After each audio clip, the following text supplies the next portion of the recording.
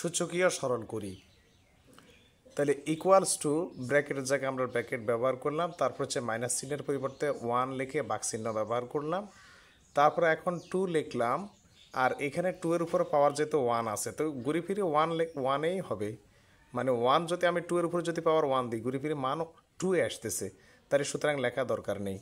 Plus হচ্ছে আবার এখানে মাইনাস চিহ্নের পরিবর্তে আমরা 1 লিখে বাক চিহ্ন ব্যবহার করলাম, এরপর হচ্ছে 5 বসালাম, তাহলে 5 এর উপর পাওয়ার 1 তো ঘুরি ফিরি 5ই হয় মান। তাহলে আবার ব্র্যাকেট শেষ করলাম, ইনভার্স 1 লিখলাম, ইকুয়ালস টু এবার আমরা লসাগু করে ফেলি, তাহলে 2 এবং 10-এর লসাগু হচ্ছে 5-এর লসাগু হচ্ছে 10, তারপর হচ্ছে এখন হর দিয়ে ভাগ লব দিয়ে গুণ করি, 2 10-এর মধ্যে 5 বার যায়, সেই 5 দিয়ে 1কে যদি আমরা গুণ করি 5 একে 5 প্লাস হলো 5 10-এর মধ্যে 2 বার যায়, 2 একে 2, ব্র্যাকেট ব্যবহার করলাম, -1 ব্যবহার করলাম, ইকুয়ালস টু হচ্ছে এখন এখানে হচ্ছে 5 আর 2 এ 7 হবে, তারপর হচ্ছে 10,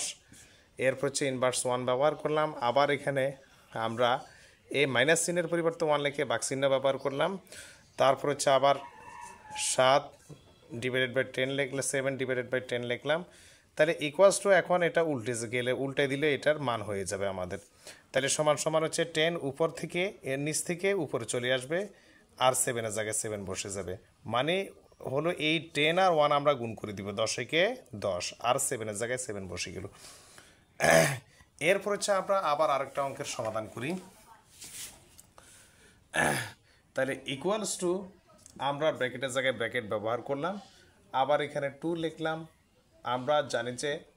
মাইনাস চিহ্ন থাকলে এখানে কিন্তু এই পাওয়ারটা 2 এর উপরে নেই, এটা শুধুমাত্র এর উপরে বসছে, তাহলে এই কারণে মাইনাস চিহ্নের পরিবর্তে আমরা 1 লিখে বাক চিহ্ন ব্যবহার করতে পারি, তারপরে এ লিখতে পারি, পাওয়ার যেহেতু 1 আর হিসাব করা দরকার নেই, প্লাস হচ্ছে আবার এখানেও ঠিক অনুরূপভাবে একই কাজ করবো, আমরা 3 লিখলাম ইন্টু, তারপর হচ্ছে আবার মাইনাস চিহ্ন যেহেতু দেওয়া আছে তাহলে মাইনাস চিহ্নের পরিবর্তে 1 লিখে আমরা বাক চিহ্ন ব্যবহার করলাম, তারপরে বি ব্যবহার করলাম, তারপর হচ্ছে ইনভার্স 1 আমরা লিখে দিলাম, ইনভার্স 1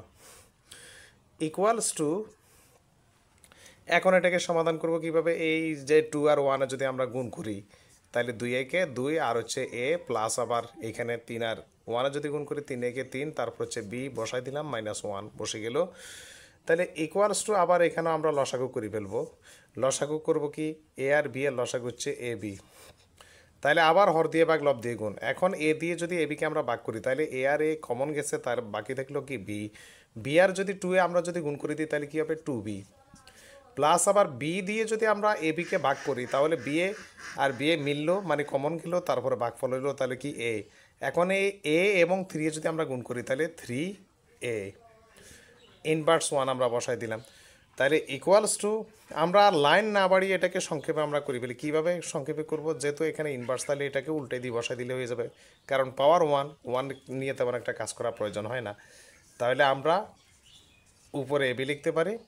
আর নিচে লিখতে পারি, সাজিয়ে যদি লিখি তাহলে 3a-কে আমরা সামনে দিই আর 2b-কে আমরা পিছনে দিই, তাইলে মোটামুটি আমাদের হয়ে যাচ্ছে, এভাবে আমরা যে কোনো অঙ্ক সমাধান করতে পারি।